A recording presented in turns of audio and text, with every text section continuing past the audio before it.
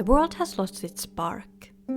Fast technological advancements, profit-obsessed society, and the discouraging state of everything has made people numb and lose their love and inspiration for the one thing that has long been considered the definition of humanity: creating and enjoying art.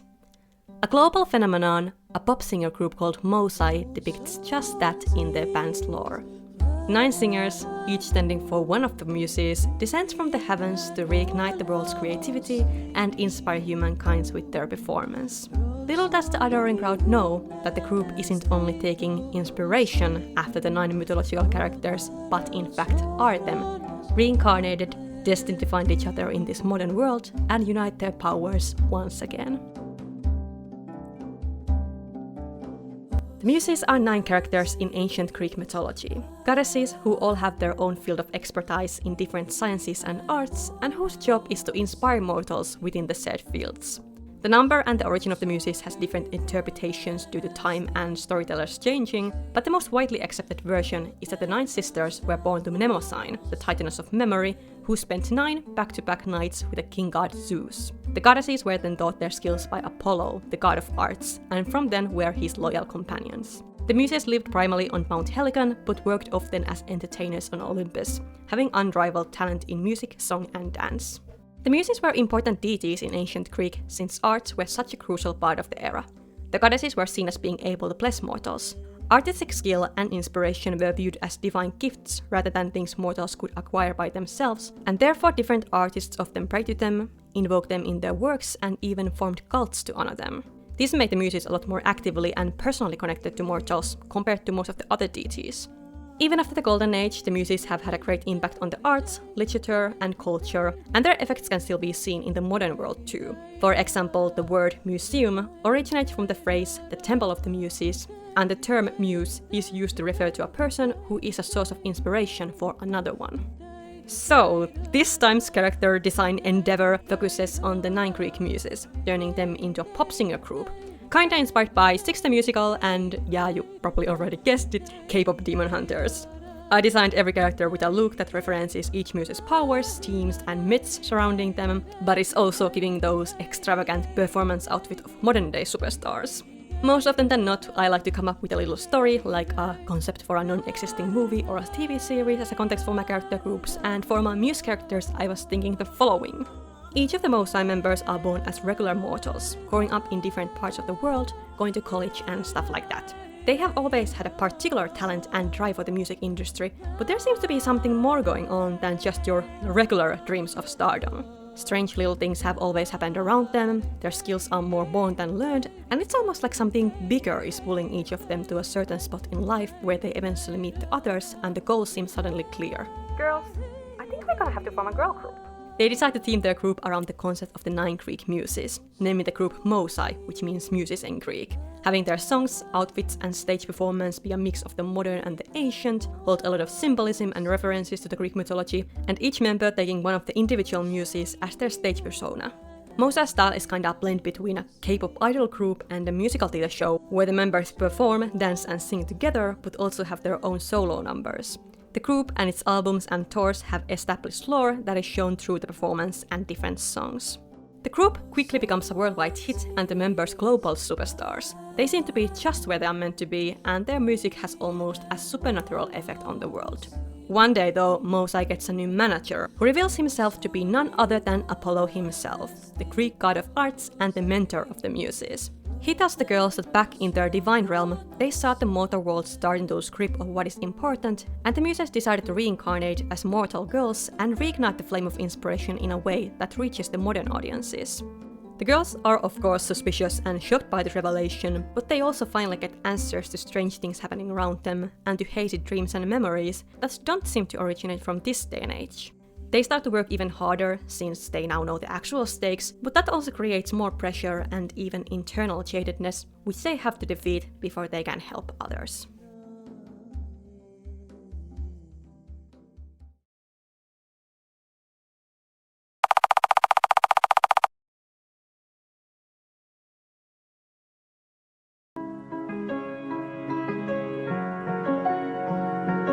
Calliope is the eldest and the leader of the Muses. Her name means beautiful voiced, and she is the muse of epic poetry, so basically stories and storytelling, and eloquence, convincing and persuasive speech.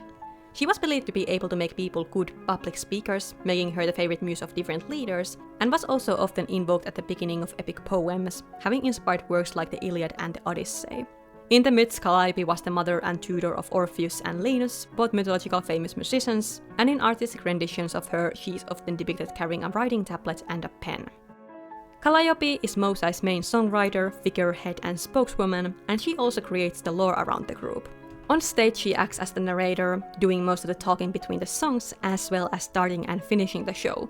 She is one of the best vocalists in the group, and I imagine her almost sounding like a female Hozier or Tom York, having this kinda dreamy, ethereal, yet powerful lower register.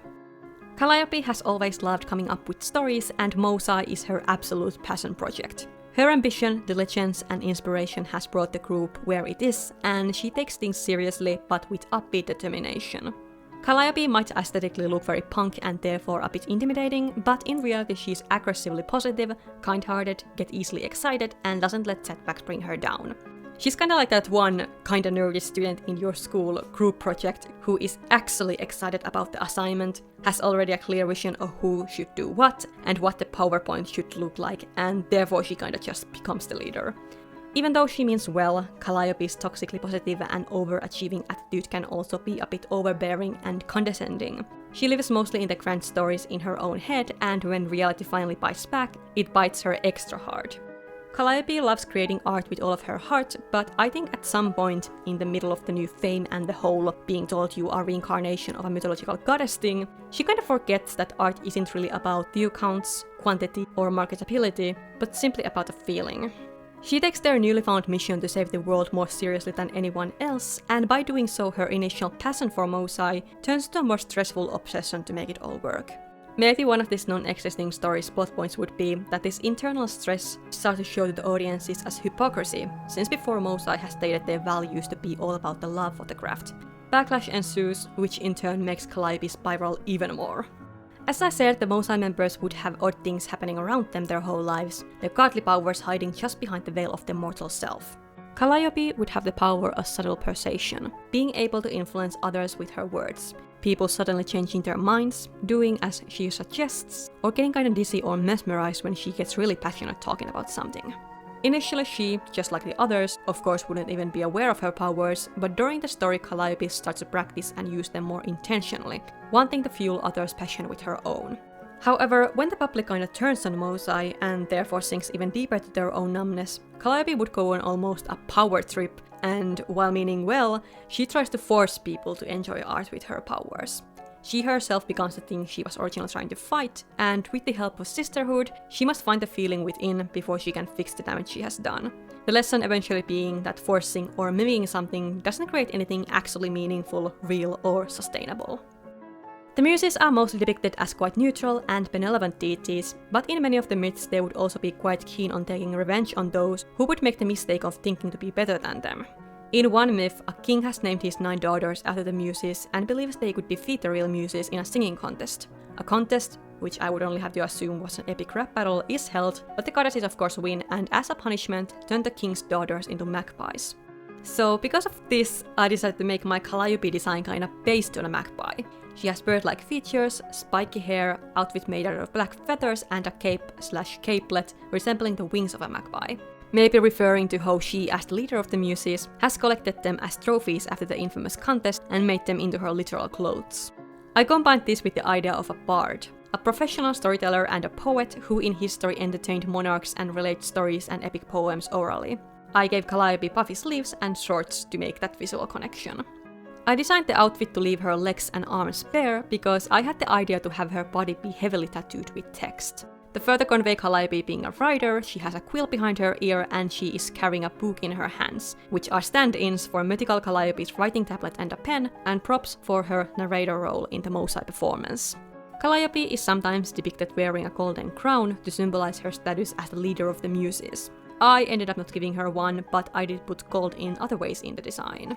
I gave all of these characters their own personalized microphones that are thematically in line with each muse. Calliope's microphone is the most standard looking one, being only gold in color, but she has also a golden trumpet, which is the symbol of eloquence. I imagine her doing the narration through the trumpet, which basically works as a microphone, and singing with the actual microphone. In the end, Calliope turned out to be my favorite design out of this time's group, and I think a big reason for that is simply because, well, I drew her with my dream hair.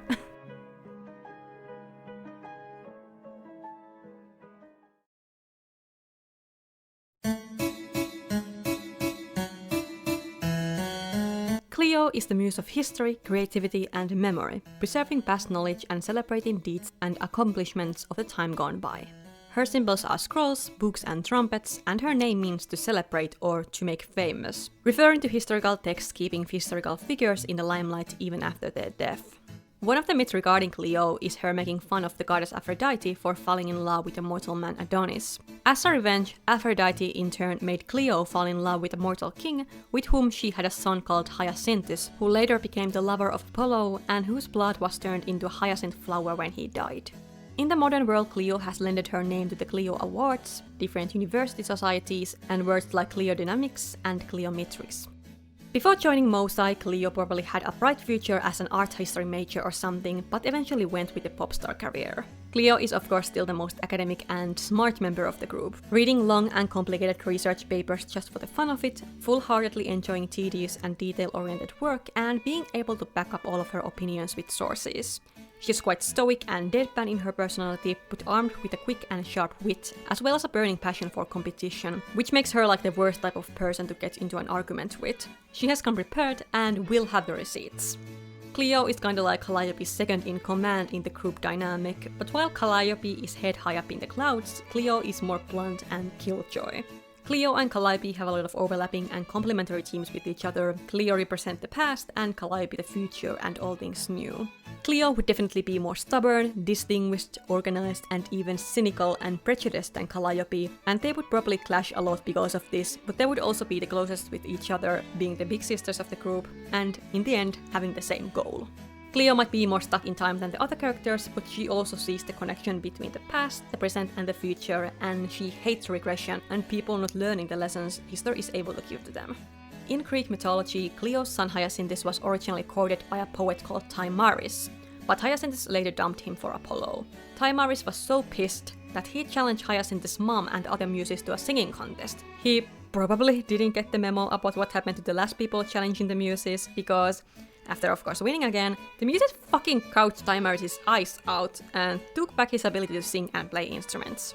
So yeah, I don't know if modern Clio would be blinding anyone, but the myth gave me the idea that maybe Clio's divine power has something to do with memory manipulation, you know, like making people forget about their abilities.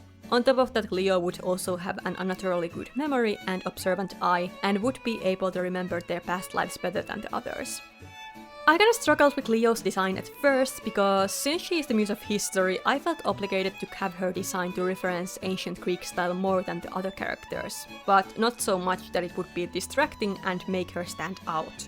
So I ended up combining clothing references to different parts of Western history, like the Rococo-styled big hair and layered dress, medieval armor giving bust piece and chainmail, and sleeves that are more of that Greek style, and made it all stylized to look like a more modern fantasy performance outfit. I did think about giving Clio this white face makeup to resemble the powdered faces of Baroque and Rococo time period, and to make it kinda cracked to resemble a stone statue perhaps. However, it made the whole design maybe a bit too busy looking, and after asking my friends' opinions on the matter, I ended up getting rid of it. The makeup Clio has in the final design is still inspired by Rococo and Baroque. During my research, I noticed that none of the muses are really tied to any physical forms of arts, like painting, sculptures, and architecture, so I did some thinking and came to the conclusion that Clio would probably be the most apt candidate for that role, due to history being often looked as a line of different art movements and style eras. So because of this, I decided to make my Clio design also reference architecture by giving her this big collar thing looking like a stained glass, a skirt hoop resembling a fence or a drawbridge, and putting pillars in the design, for example as her microphone. Clio is sometimes depicted carrying a clarion or a trumpet, but since I already used that idea with Calliope, Clio was left without one. Instead, I took the book and scroll symbolism and gave Clio decorative paper scrolls in her hair as well as one coming from the back of her outfit. In her hair she also has hyacinth flowers, references to her demigod son, and she's wearing a hairband thing with laurel leaves, which Clio is associated with. Her shoes are inspired by Victorian-era boots, and she's got an old coin as her necklace. In the end, I really like Clio's design, which feels extra good since I struggled with her so much initially.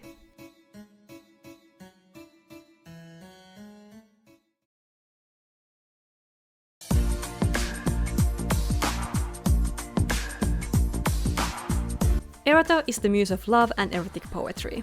Her name originates from the same words as Greek god Eros' name, referring to love or desire, and she is often associated with a lyre or a guitar and rose flowers. Sometimes she is also, for some reason, named as the muse of mimicry and mime acts. In the myths, Erato was married to a mortal man and was the great-grandmother of Asclepius, the god of medicine. Erato is one of the most charismatic members of the whole Muses group. She interacts with the fans a lot, is active on her social media, and loves giving interviews. I think her godly power would definitely have something to do with her charisma and allure, but also tie back to her status as the muse of mimicry, maybe being able to detect and mirror whatever people around her want to be feeling and seeing, use it as a way to make them obsessed with herself, and then do as she wants. Erato quite literally grew up with fame. She was born into a rich, well-known family, was a famous child actor, won many singing contests in her teens, and had a short solo career before joining Muses. I see her having this soft, feminine, but also playful, almost bratty energy, and she would have the most traditional pop sound of the group. Her speciality, of course, being sickeningly sweet love ballads that make millions swoon. Erato is the one muse who has the hardest time focusing on Muses' real mission, to an ironic degree. She has kind of fallen victim to the materialistic, greedy, and pleasure-seeking mindset of the mortal society that the group is trying to fight. She loves everything cute and pretty and lives for the adoration of her fans, and therefore she herself is also able to be easily influenced. Whenever the plot happens and shit goes down, Erato is dramatically heartbroken about the thought of losing her fame, treats it almost as she's being left by a partner, and her first solution is to shoot herself with stuff because, well, at this point it doesn't even matter. However, despite seeming pretty superficial and even self-centered and diva-like, Erato is also very resourceful, not afraid to speak her mind or even get her hands dirty when she wants to. In the end, she's trying, and would eventually show that when the chips really are down, she's more loyal to her sisters and their cause than to any material or comfort. Erato's design came together the most easily for me, and it's mostly self-explanatory, so I actually don't even have that much to say about it. I was inspired by lovecore, coquette, different kinds of lingerie fashion, and I guess a more suggestive style of dancers. Those aesthetics encapsulate the feeling I was going for, and they also just fit together very well. For colors, I of course used a lot of pink and reds. Erato has a pink bodysuit that is full of decorative ruffles, lace and bows, and she is carrying a fur boa. As for her hair, I gave her short curls to make her kind of visually resemble those baby angels / cupids in vintage Valentine's Day cards.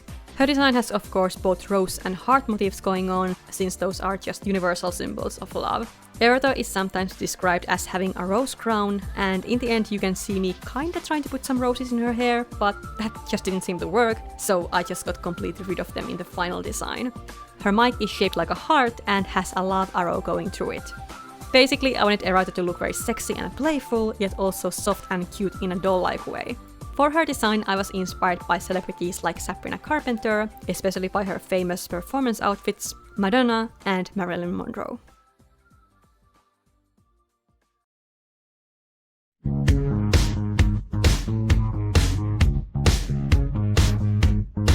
Euterpe is the muse of music, song, and lyric poetry, her name meaning giver of delight. She is credited for inventing various musical instruments, and especially wind instruments like flutes and pipes are heavily associated with her. Euterpe is obviously seen as the favorite muse of musicians and composers, and there is even a Euterpe statue at the grave of Frédéric Chopin, depicting the muse weeping over a broken lyre. Musa Euterpe grew up as a musical prodigy who composed her first piece at a very young age and has been able to learn a large variety of instruments with little or no struggle. Since then, she has dedicated her life to music, spending many years in a prestigious music university and being involved in many different musical projects before she finally ended up in Muses. In Muses, Euterpe is the main composer and also one of the main vocalists, having an unreal range from singing like an angel to hitting those low, heavy metal notes. For Euterpe, music isn't only a hobby or a career, but they live and breathe it. They take every little chance to scribble down lyrics or sheet music for the group's next piece, spend their time practicing their voice and instruments, and are overall very hardworking and tenacious, sometimes even a bit too much so. Their personality is basically tightrope walking between being really perfectionistic and being really messy. On the other hand, they, as stated, are highly classically trained and therefore know all the rules and standards of making music, but which means they are also able to break those said rules in a way that creates more unique and edgy results. Euterpe takes her music very seriously and hates the idea of turning it into a simple money cow, getting literally offended when anyone merely suggests doing things differently for the sole purpose of more profit or playing it safe. She wants to remain authentic and therefore is kinda a distant character even to the fans, because her focus is more on the music itself, not the superficial performativity of being a superstar. This may make them seem a bit arrogant, sensitive and defensive, but I think underneath their obsession for their craft, they have a pleasant, empathetic personality. They would know how to have fun and would have a soft spot especially for their younger sisters, being quite easily persuaded into their shenanigans. I think it would make a lot of sense if her divine power was some kind of Piper power, you know, being able to influence others with her music. I'm gonna be honest, Euterpe is probably my least favorite design out of this time's bunch. Don't get me wrong, I do like their design without a context, but as a Euterpe design, I just feel like there are so many missed opportunities that I'm still not able to see. It's just missing something, and I don't know what it is. I found it kinda hard to design a music-themed character inside, you know, an already music-themed group. And to emphasize her more exact role as the muse of music, I just threw a bunch of sheet music symbols and keyboard visuals on her, which I can't help but think was a bit lazy. There are also so many different styles of music that at first I didn't really know what direction to go with, but ended up with this rockstar aesthetic, since in my early doodles I gave Euterpe a more edgy style with piercings and chopped hair, which I really liked, and it made her vibe clearly distinct from the others. What I do like about her design is that I try to give her this orchestra leader/conductor feel with a formal tailcoat, gloves, and a dress shirt, but they are stylized to look more punk. Her jeans have a plaid pattern to evoke a school uniform feeling, but they too are modified with rips, patches, and paint. I wanted Euterpe to basically look like a sophisticated music school student that suddenly found out about a more rebellious style of music and made it their whole personality. Because, well, that's what they pretty much did. Their design connects these two opposite styles of music and reflects how they mix professionalism and rebellion in their career. I kept going back and forth whether I should give Euterpe some kind of instrument or not, because she is the muse of music, but I also feared that would make her stand out too much in the final lineup. In the end, I just went fuck it and gave her an electric guitar, and now I'm actually quite happy with that decision. Euterpe would probably have these cool guitar solos during the show, join the band from time to time to play different instruments, and accompany her individual numbers herself. The guitar has a lot of stickers on it, mostly depicting sheet music, different instruments like Euterpe's symbol, the double flute, sound wave pattern, some random made-up stuff, and also 3 horses, as a small nod to the mythical king Muses, who was said to be the son of Euterpe, and who got killed and robbed of his most beautiful chariot horses by Odysseus in the Trojan War. Euterpe's microphone is modeled to look like a flute, and I put these black string things around them to resemble an electric cable that twists and turns on the floor of a band room or something. I don't know, I have really mixed feelings about this design, so I need you guys to tell me what you think. Am I being too critical towards myself, or does this design actually just suck?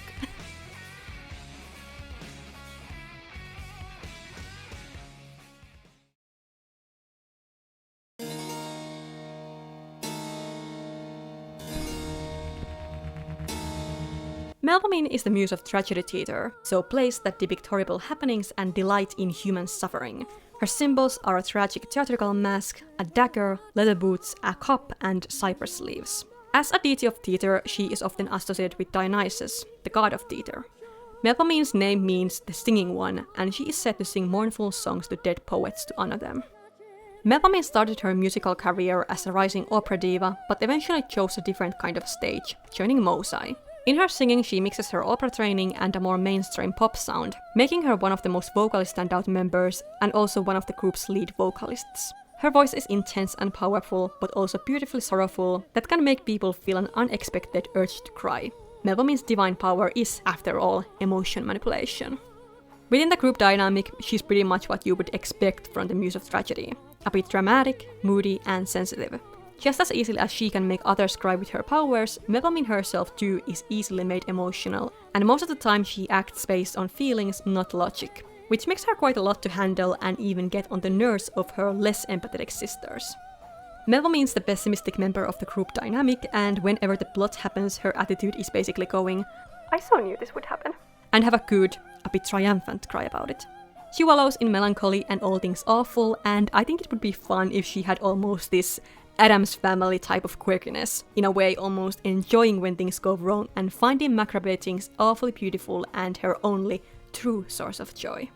She's more withdrawn than the other Muses members, not really taking part in interviews or galas unless it's really necessary, but many of the fans still love her since she is mesmerizing and intriguing in a mysterious way.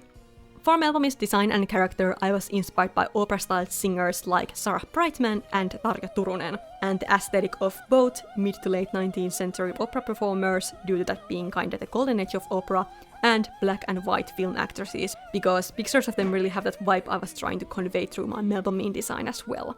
I wanted her to have a high contrast, really pale skin with dark hair, combined with blood red and mysterious purple. Because of this, she turned out to look kinda like a vampire, which wasn't my intention per se, but isn't a bad thing either because, I don't know, tragedy and vampirism kinda go hand in hand in my mind. For Melpomene's outfit, I had this cool idea of a pair of long opera gloves and a corset with a boob window, both having red pearls embroidered to them, making it look like as if she has a wound in her chest and her hands are covered in her own blood. I was specifically inspired by these images. Her design has a lot of lacing, which I hope works as a bit unsettling resemblance to stitching, and her tights are torn. Her skirt is made out of red velvet to give the impression of a stage curtain, and to drive this connotation further, there's also a tassel tie back hanging from it. One of Melpomene's symbols is a pair of buskins, a knee-length style of boot which usually has a high heel. Apparently, in ancient Greek theatre, tragic actors would often wear these high boots, while comedic actors would wear more low shoes. The more you know, I guess. So, obviously, I included a pair of very long boots in my Melpomene design as well. Melpomene's symbolism can also include grape leaves due to her association with Dionysus, who is also the god of wine. However, the next character we are going to design is also sometimes depicted with grape leaves, and I think I have better reasoning for her to have them in her design, so instead I gave Melpomene a crown of cypress. As for Melpomene's hair, I gave her long, exaggerated ringlet curls to go with the opera diva team, and even though they were a pain to draw, I really like how they turned out and gave her a more unique silhouette. Her microphone is in the shape of a dagger, and I used the blade motif also in other parts of the design, like the spikes in her choker, corset and boots. She has a makeup made to resemble flowing tears, and Melpomene's main symbol, the tragic theatrical mask, is in the form of her earrings.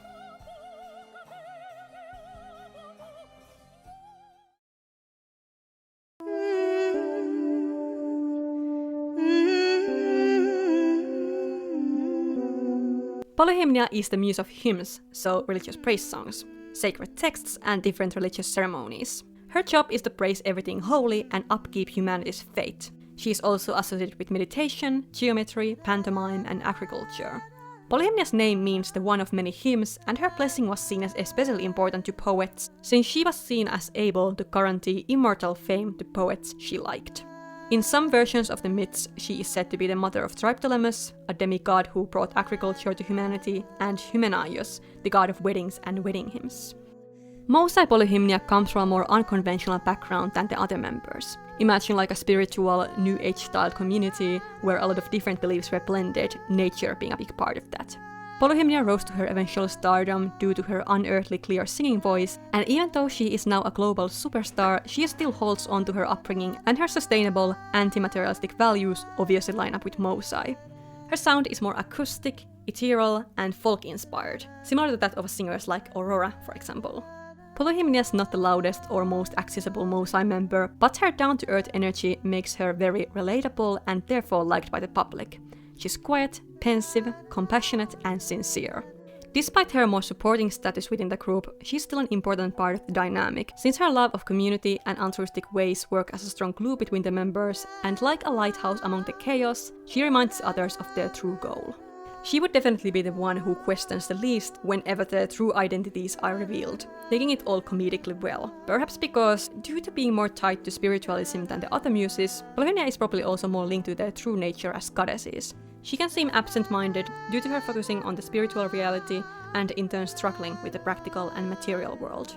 Polyhymnia's godly powers have to do with creating calming energy and a sense of unity. It would also be cool if she had a bit of a power over plant life as well, due to her agricultural goddess status, maybe being able to make crops and flowers grow with her singing. In my original brainstorming notes, I have said this about my Polyhymnia design. Church choir outfit, but sexy! Sparkle emoji. And, well, that's pretty much what this design is. Since Polyhymnia is the muse of hymns and is tied to religion more than the other characters, I wanted that to be the main theme in my design for her. Her outfit is based on various choir robes I found pictures of while researching, but made it more performance-styled by giving it a long slit. Otherwise, she is of course dressed very modestly, her overall look is very clean and sculptural, and I kinda wanted her to even have this angelic vibe to her. As I said in my last part about Melpomene, I gave Polyhymnia the crown of grape leaves because in Polyhymnia's case they symbolize both the Muses' connection to agriculture as well as to sacrificial food offerings to deities. Wine has also an important role in some religious ceremonies. In the leaf crown there are candles sticking out because candles and light overall are probably one of the most universal symbols in worship, and for the same reason her microphone handle is in the shape of a candelabra. In Polyhymnia's hand she has a string of beads, which kinda gives rosary, but without any outright specific religious symbols. There's an incense burning hanging from her waist, and she has a long veil going behind her, since veil is one of Polyhymnia's symbols, and she is more often than not depicted wearing one. I guess it's supposed to symbolize the veil between physical and spiritual worlds. I'm kinda on the fence about this design. I like it, in a way she almost looks like a cute little cultist, but I also think her design might be a little too one-toned. She's mostly inspired by Catholicism, and even though I guess the inspiration makes sense since Catholicism is very decorative and the aesthetic is clear, I kinda feel like I got a bit lazy with this one, and maybe I should have done more research and made her design more ambiguous. I think it could be better is what I'm trying to say, I guess. But let me know what you think.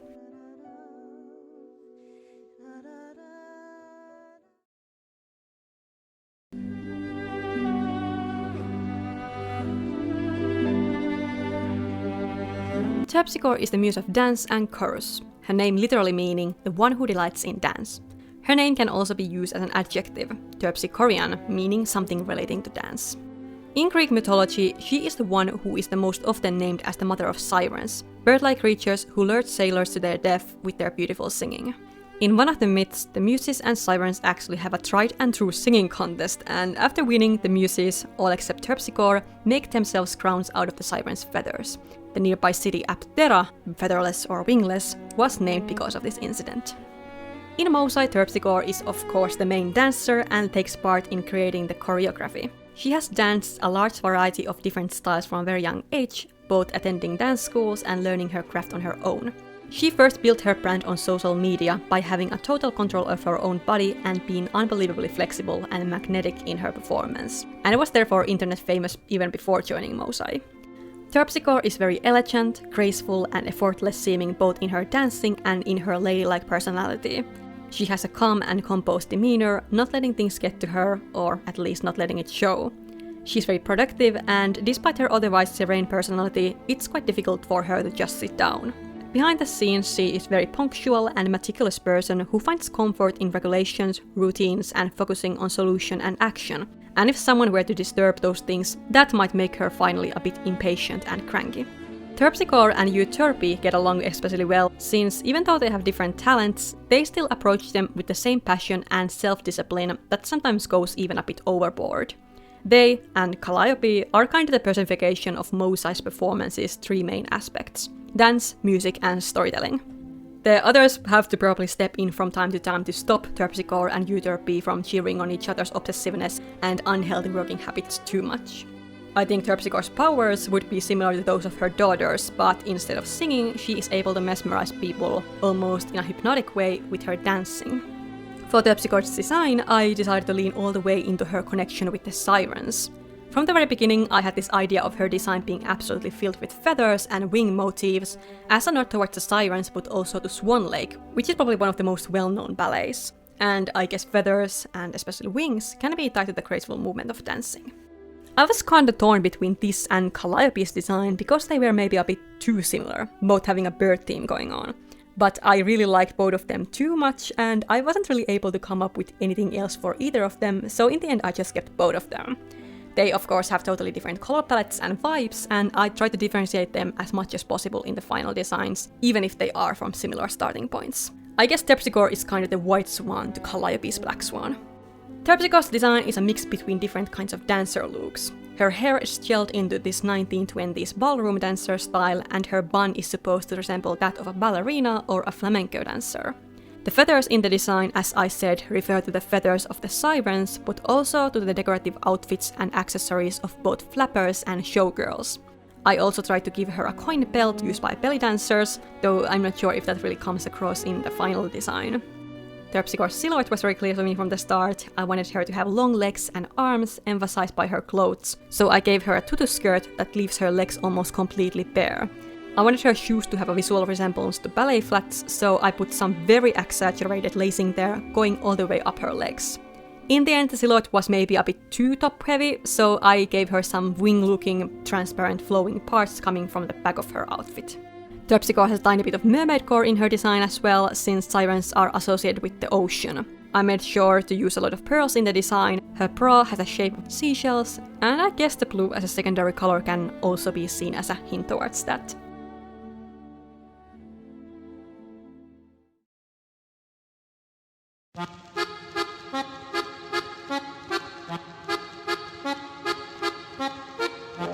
Thalia is the muse of comedy theatre, counterpart to Melpomene's tragedy.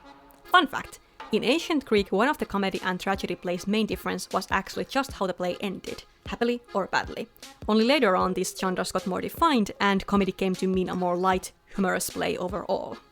The comedy muse's symbols are a comedy mask, an ivy leaf, and a shepherd's staff.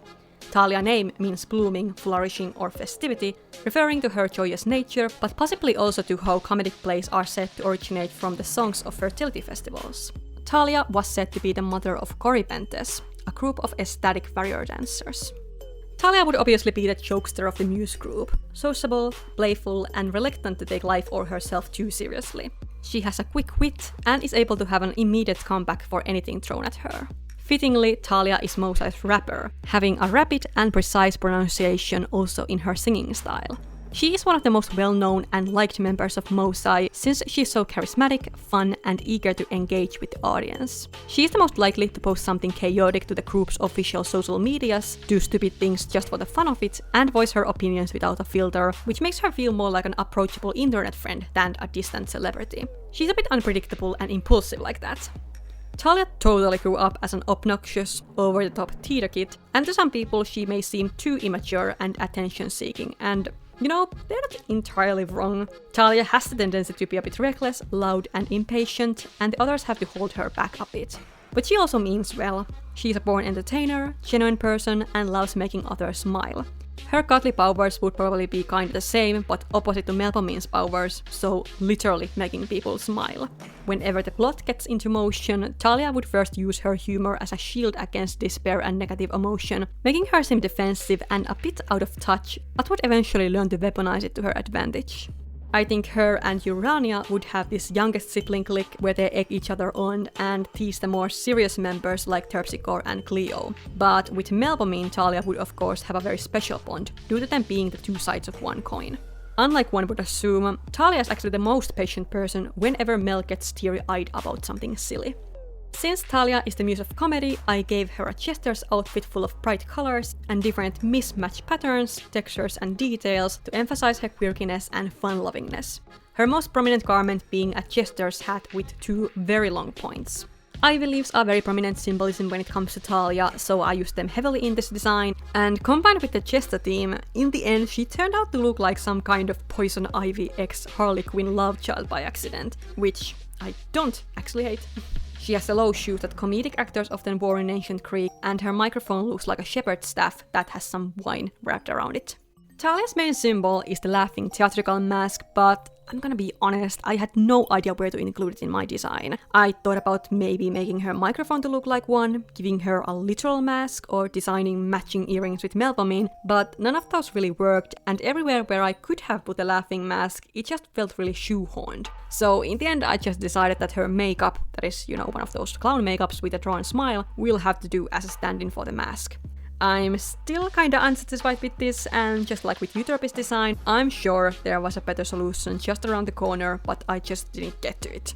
But, well, that and maybe the lack of more interesting details overall are really my only gripes with this design. Otherwise, I had a pretty clear vision of everything from the start, and I think I succeeded executing that in the final piece.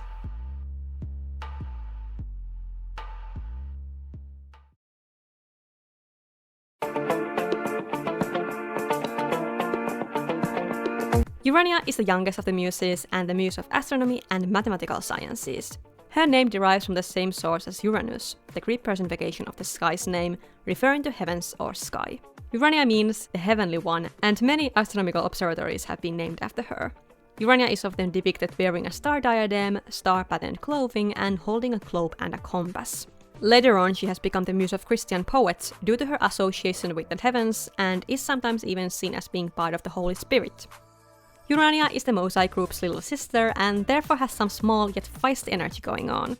She is very innovative, observant and curious, but also the newest and less experienced member, and therefore has to kinda still prove herself to the others and to the public. This makes her eager to learn and create new, but also a bit competitive and victim of the fear of missing out. I think an interesting dynamic would be if Urania, as just a rising star herself, started as a fan of Calliope's solo projects, kinda already feeling this supernatural pull towards the other muses, and would therefore be over the moon when she eventually gets to join Mosai. Calliope, as the lead muse, would take the newest keen member under her wing and be like a mentor figure for her, but inadvertently not taking her as seriously as she herself would like to be taken. During the plot, Urania would of course finally have her time to shine, and her divine power, the ability to see glimpses of the future, referring to the belief that stars could be able to show coming events, would have a significance. Maybe Urania foresaw Mosai and its mission way back, but couldn't make sense of it before it really happened, and now she can use that knowledge to help their current case. Due to being the youngest and therefore having a closer connection to modern technology, Urania would be the most tech-savvy member of the group, and I think this would even show in her singing style, having maybe a more electronical sound. She could even have some DJ skills in her pocket, and since arts are intertwined with mathematics, she could even have an eye for visuals as well. As stated previously, Urania would be the closest with Thalia, due to them being the youngest members. But Urania would still look up to her slightly older sister and follow faithfully when she comes up with the pranks and other fun stuff to do. The two of them would also be one of the better dancers in the group, channeling their wild, restless energy to movement. Urania might be the last one here, but her design was actually the first one I started to work on because I had a vision for her. Basically, I wanted her to look futuristic, cosmic, technical, and almost like a cute alien girl. She has a lot of star symbols in her design, shimmering surfaces, and glitter all over the place. I think it would be cool if most of her outfit and accessories had a glow-in-the-dark quality to them, so she would be self-luminous whenever the stage lights get dimmer. She's wearing an oversized holographic puffer jacket and a pair of chunky boots that hopefully kinda evoke the feeling of an astronaut outfit. The boots have chains with little astronomy-themed charms hanging from them. For Urania's hair, I had the idea of them being on these futuristic-looking, almost alien antenna-giving braids that get smaller the closer to her face they are. To transfer Urania's symbols to my design, I put some star hair clips in her hair, gave her globe-shaped earrings, and modeled her microphone after a telescope. As a reference to Urania being linked to mathematics, I gave her these, maybe a bit on the nose tattoos, that depict a few mathematical symbols. I don't know, I don't do math. She's so cute, and I'm really happy how strong her shape language turned out. She's probably one of my personal favorite designs, and I love her!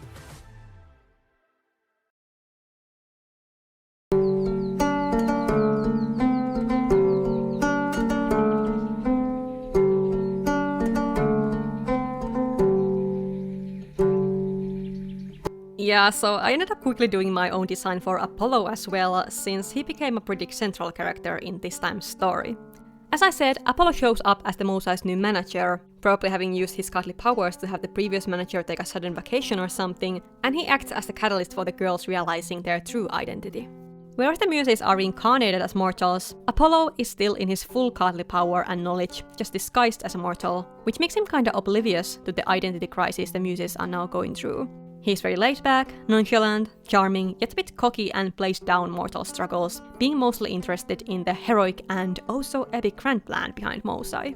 He himself does truly care for the Muses, sees them as his closest friends, but his dynamic with them could be pretty well summarized in this Derry Girls meme. The girls find him very annoying and can't believe they have to put up with him from now on. I think especially Apollo and Calliope would have an interesting dynamic. Back in her goddess form, Calliope was Apollo's right hand, but when she gets reincarnated as a mortal, they have to learn to understand each other again. They are both eagerly optimistic and excited about Muses, but the truth coming out kinda ruins a chance of feeding off each other, and instead Calliope channels her frustration and fears as a sudden, non-characteristic bitterness towards him. During this non-existing story, they would then have to work together to save the world. Apollo starts to empathize more with the Muses and mortals, and Calliope sees that ultimately Apollo means well and they are in this together. In the end, they would have this divorced mom and dad, who didn't get along at all, turn to platonic best friends dynamic. There isn't that much to say about my design for Apollo. I didn't do anything convoluted for him, since he's more of a secondary character, just giving him a fancy suit with a lot of sun, lyre, arrow, and laurel leaf symbols, refer to his role as the god of arts, sun, and archery. He's definitely a bit of a show-off, so he's wearing a lot of jewelry, accessories, and makeup. He of course has sunglasses, and behind them I gave him more unnaturally colored eyes to reference how he's a god pretending to be a mortal. And this is my favorite part. As his mortal fake name, he has chosen Apollo, which is fucking stupid and clever at the same time. I'm still patting myself on the back for that one.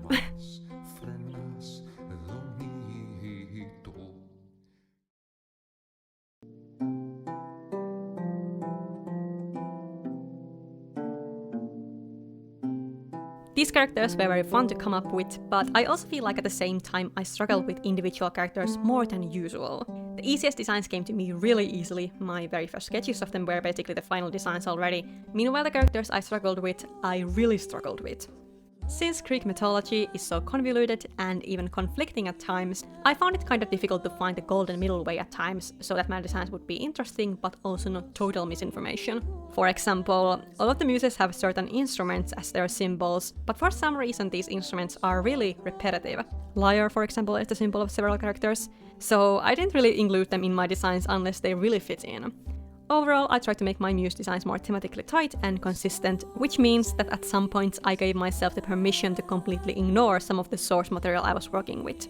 Hopefully that's okay with you too, and as my disclaimer at the start of the video stated, I too had my Greek mythology phase as a teen, but I don't claim myself to be an expert on the matter or anything similar to that, so I hope you forgive me if there was some fumbling and you at least enjoyed the pretty pictures. Anyway, I guess I'm still mostly happy with these, and as I showed you, I even got inspired enough to do some extra art and animation of these characters for this video. Originally these characters were supposed to have a Hannah Montana alter ego thing going on, where normal college students disguise themselves and rise on top of the musical industry.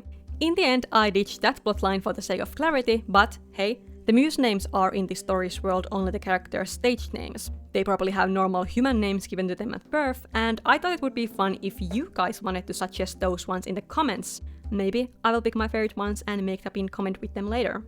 As always, I would love to know which one of these designs was your favorite, and in an alternative universe where these characters would in fact be the world's most high-selling pop stars, which one would you fangirl over the most? Guys, remember to keep creating art even though it may seem discouraging in times like this. If not for the public, but at least for yourself, because nothing can replicate the passion you feel for your work. And as I have already more or less implicitly stated during this video, I do believe that truly good and meaningful art, whether it's on your social media or just in your sketchbook, is the labor of passion, effort, and love for the craft itself, not for the sole result. Don't let them take that feeling away from you. And if you want to learn to create art and enjoy it, but feel like you aren't good enough, please remember that any human-made art is better than art generated by a computer. So go and draw those stick figures. Thanks again for watching, and I'll see you in the next one.